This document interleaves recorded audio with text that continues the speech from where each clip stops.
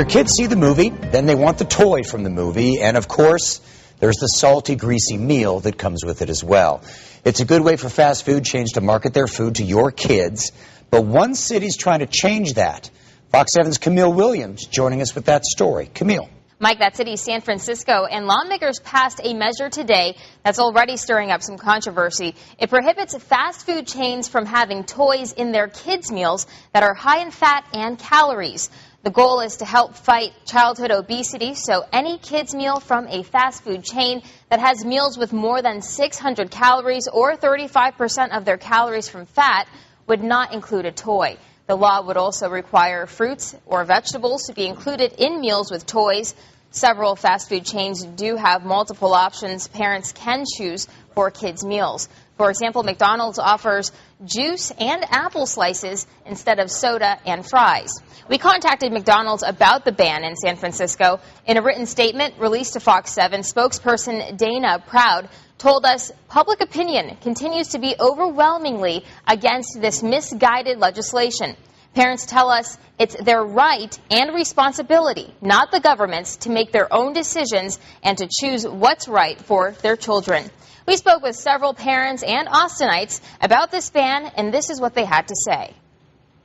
I definitely agree because I think that it's just a little ridiculous to entice kids with, I like that food as a kid, but I don't eat it anymore, and anything to have, to keep kids away from that stuff. It's really the clown, like Ronald McDonald.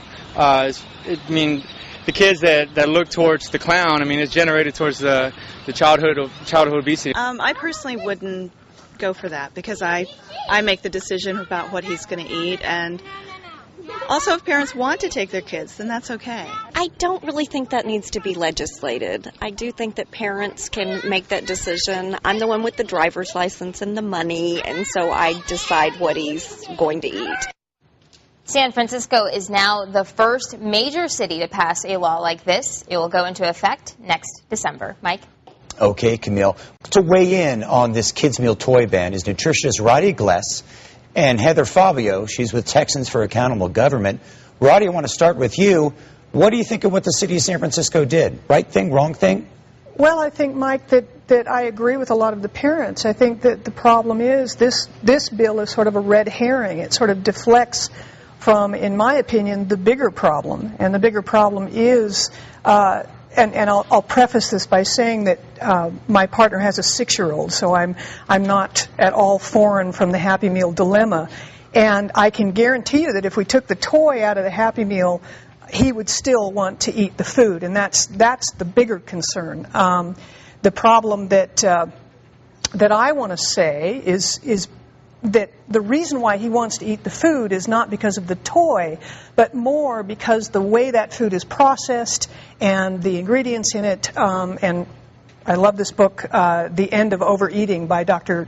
David Kessler, who, as you probably recall, was the head of the FDA, has basically written a book talking about this kind of food, processed food, fast foods, etc., actually having or being prepared that give an addictive kind of quality.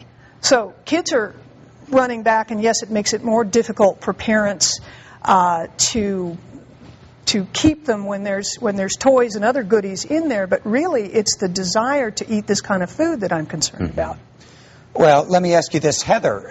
Is this issue more about food choice, or is it about government control? It's absolutely about government control. I think that we can all agree that McDonald's is terrible for your health and that we shouldn't be eating it on a regular basis. I have a little brother and sister, and we don't eat McDonald's, and they know why. But this ban is offensive for 2 reasons. First and foremost, the city of San Francisco is saying that they have the authority over parents to choose what their kids eat. The role of government is to protect our life, liberty, and property, and that's it. Secondly, the city of San Francisco is dictating to businesses how they can market their products.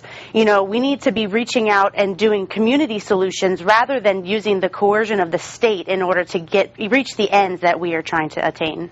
Let me ask both of you this question real quickly. Should cities regulate what people eat? Roddy, what do you think? Well, I think it's important, and it brings it back. I'd rather the government regulate food like we regulated the tobacco industry if the food has addictive qualities that are deliberately put in there. I think that is a concern, and I think this issue over here of toys and marketing is deflecting the bigger issue. Heather, real quickly, the last word for you. Oh, I don't disagree that we need to be focusing on actually addressing the real problem, which is the type of food that kids are eating. We need to be supporting nonprofits and community organizations that are trying to teach kids healthy eating and how to stay active in their communities. Issues of the nanny state. Radia Glass and Heather Fazio, thank you both for joining us. Appreciate it.